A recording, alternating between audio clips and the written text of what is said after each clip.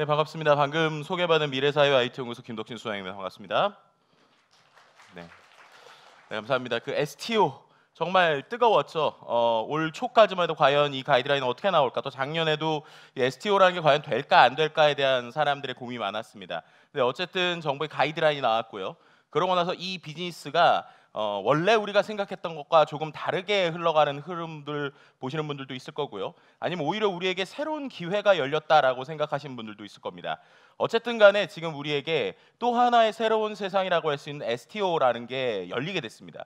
아직은 완벽하진 않습니다. 지금에 있는 가이드라인을 가지고는 뭔가 사업을 할 때 조금 조심스럽다라고 생각하시는 분들도 많이 있습니다. 그러다 보니까 지금 다 약간 달리기를 준비하시는 분들이신 것 같아요. 다들 요이 딱만 하면은 달리려고 준비를 하는데 아직은 조금 모르겠다라고 하시는 분들도 있습니다. 그래서 오늘은 제 세션에서는요, STO에 대한 좀 전반적인 이야기들, 특히나 우리 일반 대중들도 쉽게 이해할 수 있는 이런 수준에 대한 이야기를 좀 해보고요. 또 향후에 이 STO라고 하는 것들이 어떤 식으로 진화할 수 있을지에 대해서 한번 생각해 보려고 합니다. 지금 법에 있는 가이드라인은 아주 기초적인 거기 때문에 향후에 아마도 조금 더 어떤 보강이 되고 좀 더 확대될 것으로 보이는데요. 그럴 때 이런 것들도 좀 됐으면 한다라는 마음까지 담아서 같이 진행을 해보도록 하겠습니다. 저는 IT 커뮤니케이터라고 불리고 싶은 미래사회 IT 연구소 김덕진 소장인데요. 지금 두 개 학교에서 강의를 하고 있습니다. 세종대에서는 이제 세종사이버대에서는 AI 컴퓨터공학과에서 강의를 하고 있고, 경희대학교에서는 제가 미디어 커뮤니케이션 학과를 가르치고 있는데, 어떻게 보면 문과랑 이과를 같이 하는 거죠. 근데 요즘에 이런 기술들을 보면 어떤 기술적인 요소로만 다 가능하지도 않고, 그렇다고 비즈니스적인 요소로만 다 가능하지도 않고, 이 두 개가 어느 지점에서 만나고 또 그 만났을 때 소위 융합되는 상황에서 우리들이 가지고 있는 다양한 아이디어들이 쏟아질 때, 이럴 때 좀 비즈니스가 나오는 것 같습니다. 하지만 어떤 비즈니스는 규제나 우리가 가지고 있는 기본적인 사회 통념 때문에 그런 것들이 이루어지지 않은 것들도 있죠. 하지만 이 STO라고 하는 것은 어쨌든 어떻게 보면 전 세계에서 거의 가장 선두적으로 지금 우리나라에서 움직이고 있기 때문에 우리나라에서 움직이는 것들을 오히려 전 세계에서 상당히 관심을 갖고 보는 것 중에 하나가 STO가 아닐까 생각됩니다. 그래서 STO라는 거는 쉽게 말하면 우리가 이야기할 수 있는 토큰 증권이라고 우리가 지금 가이드라인을 나오고 있죠. 가상자산과 토큰 증권에 대해서부터 한번 생각을 해봅시다. 우리가 보통 과거에는 가상자산이라는 얘기를 많이 했어요. 그래서 뭐 비트코인이나 알트코인 이런 것들도 있었고, 뭐 그 다음에 우리가 NFT나 여러 가지 것들이 있었죠. 그래서 이 스위스 금융당국에서 이러한 가이드라인을 나눈 것이 있습니다. 그 가이드라인을 보게 되면 일단은 비트코인을 기준으로 한 가상자산, 우리가 정말 소위 정말로 항상 뭐 코인, 토큰이라고 얘기했었던 이 부류가 있고요. 그렇지 않고 또 한 가지는 어떤 토큰 형태, 토크나이즈 할 수 있는, 그러니까는 어떤 가치를 담을 수 있는 쪽의 것들이 있는 것 같습니다. 그래서 보통 이제 우리가 지불형 토큰이라고 하거나 자산형 토큰, 유틸리티 토큰 이런 얘기를 하죠. 그래서 뭔가 우리가 뭐 메타버스에서 이것이 웹3와 연결된다라고 할 때 대부분이 저 유틸리티 토큰에 대한 이야기를 많이 했었고요.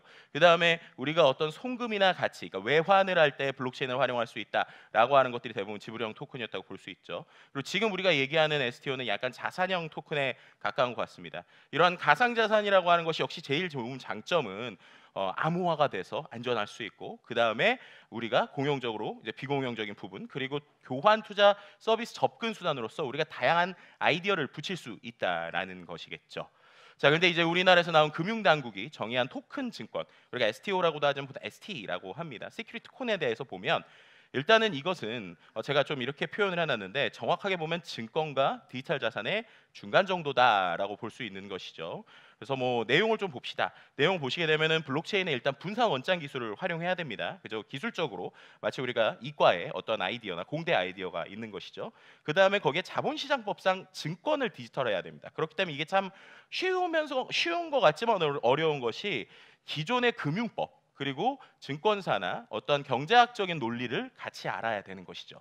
이 두 가지가 합쳐진 것이 어떻게 보면 토큰 증권이라는 것이라고 볼 수 있을 것 같은데요. 증권을 블록체인 기반으로 토큰으로 발행한 것, 디지털 자산 측면에서는 가상자산과 대비되는 증권형 디지털 자산이라고 볼 수 있고, 또 증권 제도적인 측면에서는 어쨌든 실물 증권과 전자증권의 새로운 형태의 증권이다. 뭐 이런 얘기 할 수 있습니다. 그래서 이게 참 애매하지만 두 가지 법의 가운데 정도에 있는 어떤 형태다라고 볼 수 있는 것이죠.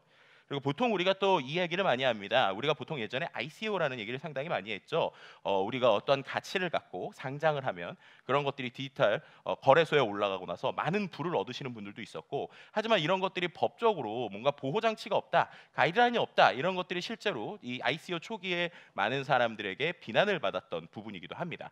하지만 그렇다고 스타트업이 IPO를 하기에는 상당히 오랜 시간이 걸리죠. 예를 들면 우리가 시리즈 A에서부터 혹은 프리 A부터 시작해서 초기 투자를 받고 계속적으로 올라가면서 많은 스타트업들이 결국에 이렇게 해서 내가 꼭 상장할 거야, IPO 할 거야라고 하지만 그 길은 참 어렵습니다.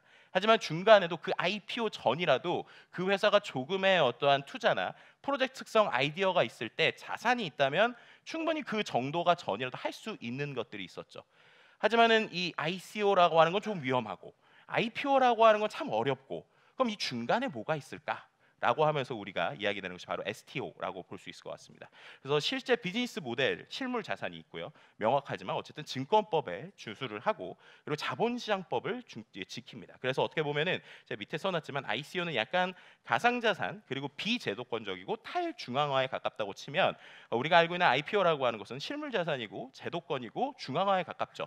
이 두 가지의 중간에 있는, 좋게 말하면 두 개의 모든 장점을 혼합한, 나쁘게 말하면 이 두 개의 모든 규제나 어려움을 겪을 수 있는, 뭐 이런 것들이 지금 우리가 이야기하는 STO다라고 설명할 수 있을 것 같습니다.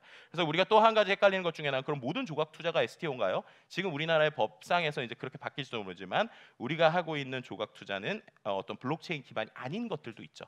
그렇기 때문에 이게 조각 투자와 또 STO 사이에는 이 블록체인을 활용하면서 이러한 조각 투자 형태가 되면 STO다. 그래서 이런 어떻게 보면 용어의 정리나 여러 가지 흐름들이 지금 혼재되어 있는 상황인 것 같습니다. 이제 그럼에도 불구하고 우리가 계속적으로 이렇게 시장을 만들어내고 있다, 뭐 이렇게 설명드릴 수 있을 것 같네요. 자, 또 봅시다. 그래서 이제 근데 이제 여기서 우리가 좀 한 가지 고민을 해봐야 될 게, 우리가 ST라고 보통 표현을 했잖아요. 그러니까 우리가 보통 말하는 시큐리티 토큰, 증권형 토큰이 있고요. 그 다음에 또 한 가지는 토큰화된 증권이라고 하는 것들이 있습니다. 토큰화이즈 증권이죠. 근데 이 두 개가 약간 달라요. 그래서 우리가 국내 토큰 증권 같은 경우에는 지금 이제 미술품이나 부동산 같은 자산 소유권을 토큰으로 발행한 토크나이즈 시큐리티에 가깝다라는 것이죠.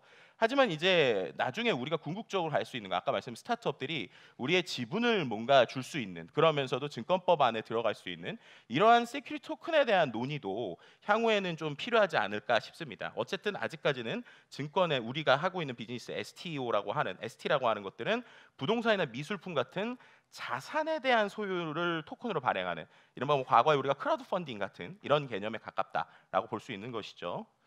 근데 그럼에도 불구하고 이 시장이 상당히 커질 수 있다는 것입니다. BCG 컨설팅에서 2022년에 발표한 글로벌 시장 전망을 토대로 국내 토큰 증권을 추산한 결과입니다. 2024년에 34조 원을 시작으로 해서 2030년에는 367조까지 클 수 있다라고 하는 예측들이 나오고 있습니다. 물론 뭐 몇몇 증권사의 아니면 몇몇 금융사의 예측이긴 하지만 어쨌든 이것이 그만큼의 가능성을 가지고 있다라고 하는 것을 우리가 이해하기에는 충분한 숫자라고 볼 수 있는 것이죠. 특히나 토큰 증권 시장이 주식이나 부동산 등을 포함해서 금융업 관련 시장이 70% 이상 차지할 것이다라고 하는 예측과 다양한 형태의 아이디어들, 뭐 예를 들면은 지금까지 우리가 그냥 돈이라고 생각하지 않았던 다양한 자산들이 정말로 돈으로 바꿀 수 있는 이런 것들로 될 수 있는 것이 아니냐라고 하는 기대감이 있는 것이죠. 그래서 뭐 무형 자산이나 금속 자산, 소비재 같은 이런 요소들도 우리가 충분히 이걸 가지고 자산화할 수 있다, 소위 말해서 돈으로 바꿀 수 있다라고 많은 사람들이 기대하고 있다라고 볼 수 있을 것 같습니다. 자, 그렇다면 이런 토큰 증권 생태계는 과연 어떠한 구성원으로서 향후에 만들어질 것이고 이 시장이 어떻게 움직일까에 대한 다양한 예측들이 나오고 있는데요. 일단은 생태계를 참여하는 예상을 할 수 있는 구조를 좀 보았습니다. 일단 첫 번째는 기초 자산이 있겠죠. 뭐 여기 예를 들면 여기 같은 경우에는 어떤 뭐 우리가 있는 소라든지 아니면 가축들, 이런 것들을 만약에 토크나이즈를 한다, 혹은 축산을 토크나이즈 한다라고 생각했을 때 그림입니다. 그래서 우리가 가지고 있는 STO의 기초 자산을, 일단 물건이 있는 걸 누군가가 자산화를 시켜줘야겠죠. 그래서 이제 기초 자산이 있고요. 두 번째는 그것을 발행하는, 증권을 발행하는 발행사가 있을 것입니다. 그리고 나서 그 발행한 것이 어딘가에서 유통 플랫폼에서 움직여야겠죠. 그렇기 때문에 이 기초 자산을 가지고 있는, 원래 기존 자산을 가지고 있는 사람, 그리고 그것을 증권으로 발행해주는 발행사, 그 다음에 이것을 유통해주는 유통 플랫폼, 이 세 곳이 각각의 주체로서 향후 존재할 것으로 예상되고 있습니다. 근데 이런 것들은 우리가 지금까지 증권이라고 하는 것을 많이 봤었던 그림 중에 하나다라고 볼 수 있는 것이죠. 자, 그럼 이렇게 자산 토큰화를 왜 하느냐? 이것이 어떠한 장점이 있느냐라고 할 땐 역시 첫 번째는 그것을 통해서 유동성이 확보된다라고 하는 것입니다. 예를 들면은 고정 자산화되어 있는 것들을 우리가 이것 전체를 현금화하기는 어렵지만 이것을 STO하게 되면은 소위 조각 나눠서 이것을 팔거나 유통할 수 있죠. 그리고 또 이것을 기반으로 해서 우리가 금융 상품을 통해서 우리가 리스크를 조금 더 줄 수도 있지만 이 자산 자체에 대한 가치를 높이는 다양한 금융 행위를 할 수 있을 것입니다. 그리고 또 두 번째로 중요한 것이 우리가 블록체인과 그다음 비대면 기술을 활용한다는 것의 장점이죠. 거래 비용을 효율화할 수 있다는 것입니다. 직거래 형태로 될 수 있다는 것이고요. 거래 투명성 역시 블록체인에 기록되기 때문에 투명하게 될 것입니다. 투자 적극성 역시 올라가게 되죠. 누구나 참여할 수 있는. 예를 들면 내가 정말 투자하고 싶은 스타트업이 있는데 어떻게 투자할지 모른다는 것이죠. 하지만은 이런 스타트업들이 STO의 형태로 본인들의 자산을 오픈하기 시작하면 내가 10,000원, 20,000원이라도 투자할 수 있는 것이죠. 우리가 이런 것들 어디서 많이 봤죠? 예전에 영화 같은 것들, 우리가 내가 좋은 작품에 투자하고 싶다라고 하면 수많은 크라우드 펀딩 플랫폼에 내가 얼마를 투자한 다음에 그것에 대한 자산을 얻었죠. 하지만 그때는 우리가 조금 걱정됐던 게 과연 이것이 제대로 돈이 움직이는 것인가, 아니면 그 수익에 대해서 나에게 제대로 된 수익 배분이 되는 것인가라는 것들에 대한 걱정이 있었지만 이런 것들이 블록체인 기반으로 이제 기록이 되게 된다면 우리가 지금 걱정하는 것들은 조금 더 덜고, 그리고 나에게 좀 더 페어한 수익들이 돌아오지 않을까라고 하는 것들이 우리가 생각하는 예상이라고 볼 수 있을 것 같습니다. 자, 한국의 STO는요 현재 거의 대부분이 조각 투자 서비스에 집중돼 있습니다. 근데 그도 그럴 것이 우리가 이 STO에 대한 본격적인 논의를 하게 된 것이 어떻게 보면 이 조각 투자 플랫폼이 상당히 성장했기 때문이다라고 볼 수 있는 것이죠. 가장 대표적으로 우리 뮤직하우의 사례를 들 수 있습니다. 뮤직하우를 이것을 법적으로 인정할 것이냐 하지 않을 것이냐에 대한 고민에서부터 시작된 것들이 일종의 어떤 이제 특별법이나 샌드박스 같은 형태로 진화됐다가 결국 이런 것들이 많아지게 되면 어떠한 가이드라인이 필요할 것이다라는 예상을 하고 그것이 지금의 STO로 오게 됐다라고 저는 생각하고 있습니다. 그래서 이러한 조각 투자 서비스에 집중되어 있고요. 시범적으로 운영되고 있던 조각 투자 플랫폼들이 STO의 가이드라인을 통해서 제도권으로 편입되고 보편화될 것으로 예상되고 있습니다. 역시 그렇게 되면은 우리가 가장 유동성도 이게 참 애매한데 이게 참 이제 어떻게 보면 아이러니죠. 부동산인데 우리나라에서만큼은 정말 유동적이죠. 그래서 부동산이지만 약간 유동산에 가까운 이러한 부동산 자산이야말로 우리가 여러 가지를 좀 해볼 수 있지 않을까라고 하는 기대감들을 가지고 있다라고 볼 수 있습니다. 그러다 보니까 역시 가장 많은 활용 사례로 사람들이 기대하는 것이 이 부동산이라고 하는 녀석이겠죠. 우리가 한때 부동산에 대해서도 뭐 조각 투자나 크라우드 펀딩이 있었지만 이게 안전하냐, 리스크가 있느냐 이런 얘기들이 많았습니다. 하지만 이제는 STO 안에 들어오기 위해서는 우리가 알고 있는 금융법을 다 지키면서 이 부동산이라는 것들이 조각조각 투자 받을 수 있게 되기 때문에 이것에 대한 기대감이 있고요. 또 두 번째로는 타 자산 대비 밸류에이션이 가능하다. 그러니까 부동산뿐만 아니라 부동산의 가치가 다른 다양한 STO와 비교가 된다라는 것들이 있기 때문에 결국 이걸 통해서 우리가 향후의 미래에 대한 막연한 어떤 기대감이 아니라 지금 있는 것들에 대한 예측 가능한 수준의 어떤 가치 산정이 되지 않을까, 그리고 실물 시기에 대한 거래를 볼 수 있지 않을까라고 하는 기대감을 가지고 있는 상황입니다.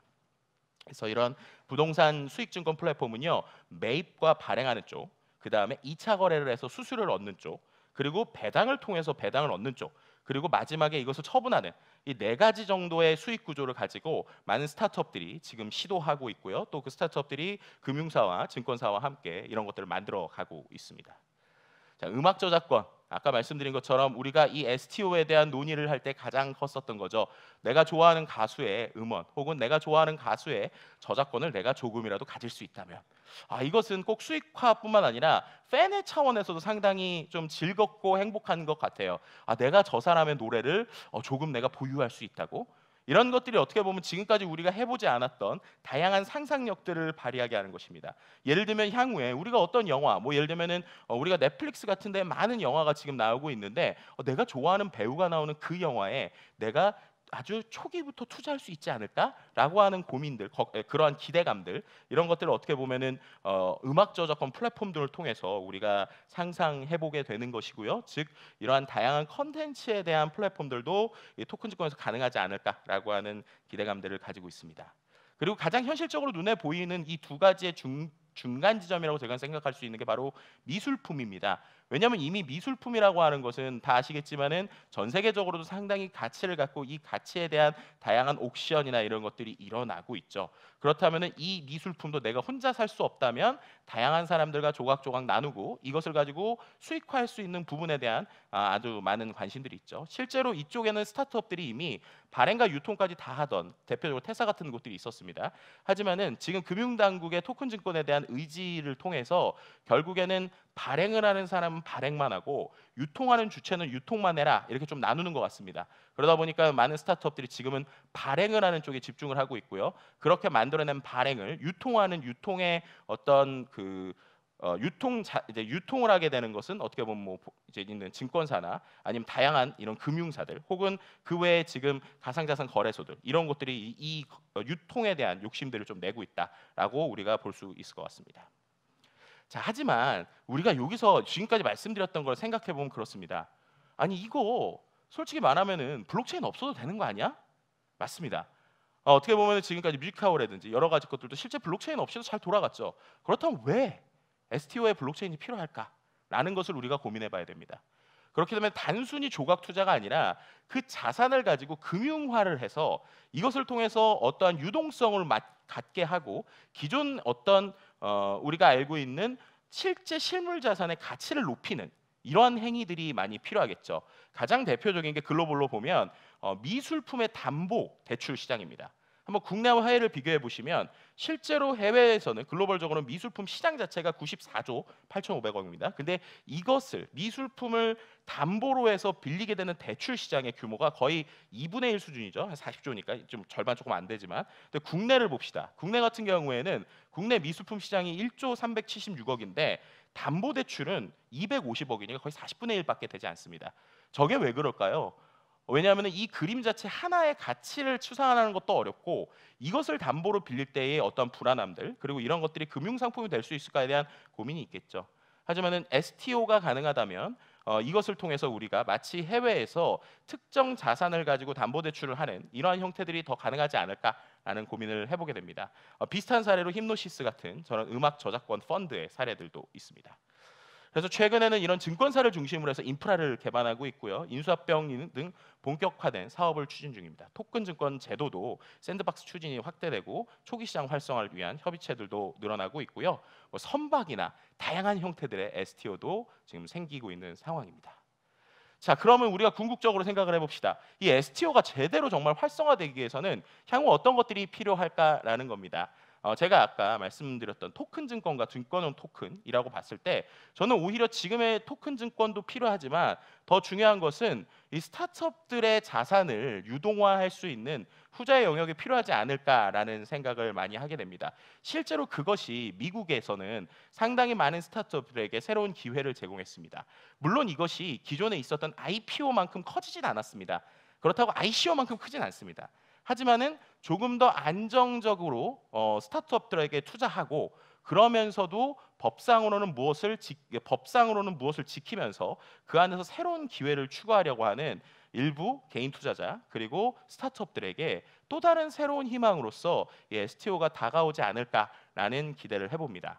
STO 이제 막이 올랐습니다. 과연 이 막이 오는 STO가 향후 어떤 식으로 진화할지 STO의 변화를 함께 지켜보시면서 우리가 할 수 있는 것들 그리고 그 안에서 우리가 도전해 볼 것들 이런 것들을 함께 즐기면서 지켜보셨으면 좋겠습니다. 네, 이것으로 제 발표를 마치도록 하겠습니다. 감사합니다.